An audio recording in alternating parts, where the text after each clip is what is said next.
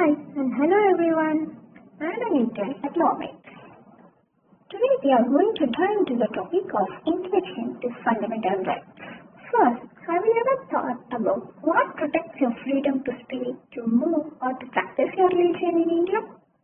These protections came from one of the most powerful parts of our constitution, that is, the fundamental rights. They form the foundation of our democracy and guarantee every citizen equality, liberty and dignity. Fundamental rights are the basic rights guaranteed to every citizen of India by the Constitution. They ensure individual freedom, social equality and protection from arbitrary actions of the state. These rights act as a shield against misuse of power and uphold the rule of law. They are mentioned in Part 3 of the Indian Constitution, that is from Article 12 to 35.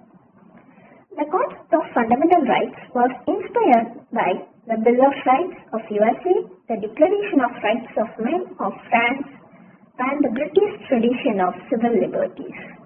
In India, these rights were demanded during the freedom movement, especially through the Karachi Resolution of 1931. And later it was incorporated into the Constitution adopted in 1950. Although Article 12 and 13 are part of the chapter on fundamental rights of the Constitution, they themselves not a fundamental right. Instead, they define and safeguard the scope and operation of the rights that follows. Article 12 defines the term state for the purpose of Part 3. It clarifies against whom the fundamental rights can be enforced, that is, the government and its agencies, like the parliament, state legislature, local authorities, etc. But it does not guarantee any right to individuals. It is only a definitional provision, not a right conferring one. Article 13 ensures that laws inconsistent with the fundamental rights are void. The state cannot make laws violating fundamental rights, so it protects fundamental rights rather than creating them. It acts as a guardian or enforcer, not as a right itself. Fundamental rights begin from Article 14. There are 6 fundamental rights guaranteed under the Constitution. They are right to equality, that is from Article 14 to 18, right to freedom from Article 19 to 22, right against exploitation, Article 23 and 24, right to freedom of religion, Article 25 to 28, cultural and educational rights, Article 29 and 30, right to constitutional remedies, 32 to 35. Right to equality. The right to equality is one of the important fundamental rights of the Indian Constitution that guarantees equal rights for everyone, irrespective of religion, gender, caste, race, or place of birth. It ensures equal employment opportunities in the government and ensures against discrimination by the state in terms of employment on the basis of caste, religion, etc. This right also includes the abolition of titles as well as untouchability. Right to freedom. Freedom is one of the most important ideals cherished by any democratic society. The Indian Constitution guarantees freedom to citizens. The freedom right includes many rights such as freedom of speech, freedom of expression, freedom of assembly without arms, freedom of association, freedom to practice any profession, freedom to reside in any part of the country. Some of these rights are subject to certain conditions of the state, security, public morality and decency, and friend relations with foreign countries. This means that the state has the right to impose reasonable restrictions on them. Right against exploitation. This is Article 23 Act 24. This right implies prohibition of traffic in human beings, labor, and other forms of forced labor. It also implies the prohibition of employment of children in factories, etc. The Constitution prohibits the employment of children under 14 years in hazardous conditions. Right to freedom of religion. This indicates the secular nature of Indian polity. There is equal respect given to all religions. There is freedom of conscience, profession, practice and propagation of religion. The state has no official religion. Every person has the right to freely practice his or her faith and establish and maintain religious and charitable institutions. Cultural and educational rights, that is from Article 29 to 30. These rights protect the rights of religious, cultural and linguistic minorities by facilitating them to preserve their heritage and culture. Educational rights are for ensuring education for everyone without any discrimination. Right to constitutional remedies, that is from Article 32 to 35. The Constitution guarantees remedies if citizens' fundamental rights are violated. The government cannot infringe upon or cut anyone's rights. When these rights are violated, the appellate party can approach the court. Citizens can even go directly to the Supreme Court, which can issue writs for enforcing fundamental rights. Features of fundamental rights. Fundamental rights are different from ordinary legal rights in the manner in which they are enforced. If a legal right is violated, the appellate person cannot directly approach the Supreme Court by passing the lower courts. He or she should first approach the lower court. Some of the fundamental rights are available to all citizens, while rest are for all persons.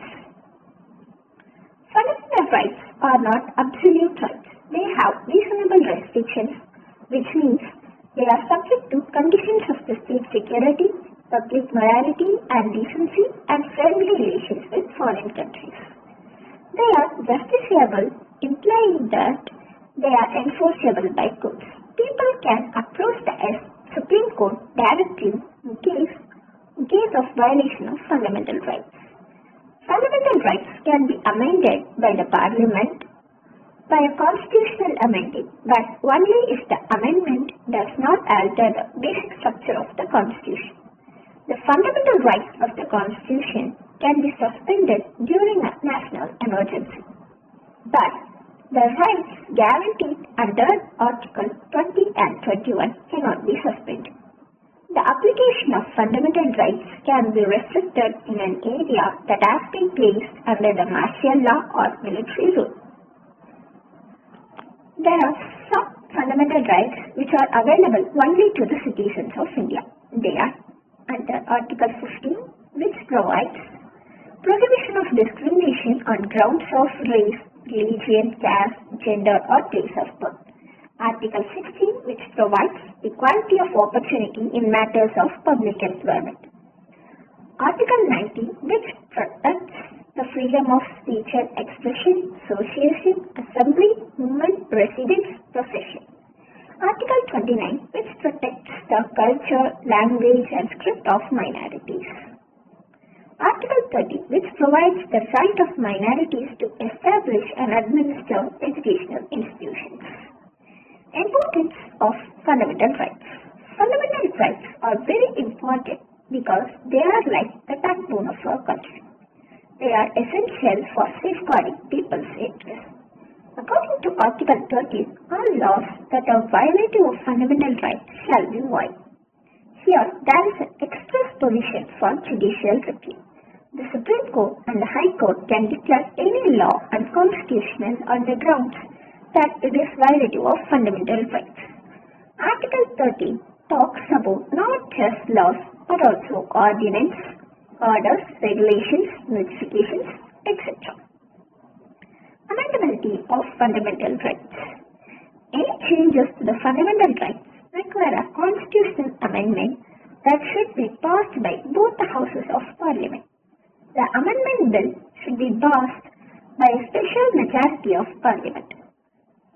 As per the Constitution, Article 13 Clause 2 states that no laws can be made that take away fundamental rights. In the case of Section Singh of 1965, the Supreme Court held that the Parliament can amend any part of the Constitution, including fundamental rights. But in 1966, 1967, the Supreme Court reversed its stance taken earlier when, in the verdict of Gokul case, it is said that the fundamental rights cannot be amended. In 1973, a landmark judgment ensued in the Keshavananda Bharati case, where the Supreme Court held that although no part of the Constitution, including fundamental rights, was beyond the Parliament's amending power, the basic structure of the Constitution could not be abrogated even by a constitutional amendment. This is the basis in Indian law in which the judiciary can strike down any amendment passed by the Parliament that is in conflict with the basic structure of the Constitution. In 1981, the Supreme Court reiterated the basic structures doctrine. It also drew a line of demarcation as April 24, 1973, that is, the date of Keshavananda Bharati judgment, and held that it should not be applied retrospectively to reopen the validity of any amendment to the Constitution which took place prior to the date. Here are some of the doctrines that are connected with fundamental rights. Doctrine of severability. This is a doctrine that protects fundamental rights enshrined in the Constitution. It is also known as doctrine of separability. It is mentioned in Article 13, according to which all laws that were enforced in India before the commencement of Constitution, inconsistent with the provisions of fundamental rights, shall, to the extent of that inconsistency, be void. This implies that only the parts of the statute that are inconsistent shall be deemed void and not the whole statute. Only those provisions which are inconsistent with the fundamental rights shall be void. Doctrine of eclipse. This doctrine states that any law that violates fundamental rights is not null or void ab initio, but it is only non-enforceable, that is, it is not a dead but inactive. This implies that whenever a fundamental right is struck down, the law becomes active again. Another point to note is that the doctrine of eclipse applies only to pre-constitutional laws, that is, laws that are enacted before the Constitution came into force, and not to the post-constitutional laws. This means that any post-constitutional law which is violative of fundamental rights is void ab initio. Here are the basic differences between fundamental rights and duties. Fundamental rights are the rights available to the people of this country, while fundamental duties or obligations are the part of citizens. Fundamental duties were added to the Indian Constitution by the 42nd Amendment of 1936 by Indira Gandhi government. Fundamental rights and duties are two important concepts of the Indian Constitution. While fundamental rights are the entitlements that individuals possess by virtue of being citizens of a particular country, fundamental duties are the responsibilities that citizens have towards their country and fellow citizens. Here are some key differences between them. Fundamental rights are legal rights that are enshrined in the Constitution of the country. These rights are meant to protect the interests of individuals and provide them with a sense of security and equality. On the other hand, fundamental duties are moral and ethical obligations expected of citizens toward their country and fellow citizens. Fundamental rights are enforceable through courts of law. If an individual's fundamental rights are violated, they can seek legal recourse and the courts can provide appropriate remedies. However, fundamental duties are not enforceable in the same way. While citizens are expected to fulfill their fundamental duties, there are no legal sanctions if they fail to do so. The focus of fundamental rights is on protecting the interests of individuals and ensuring their well-being. Fundamental duties, on the other hand, are focused on promoting the collective good and ensuring that citizens contribute to the welfare of their country. To conclude, fundamental rights are not just legal rules. They are the essence of our freedom and promise of equality. As citizens, knowing and respecting these rights is the first step towards being responsible members of our democracy. Rights come up with responsibilities. Let's protect too. I hope you understand. Thank you.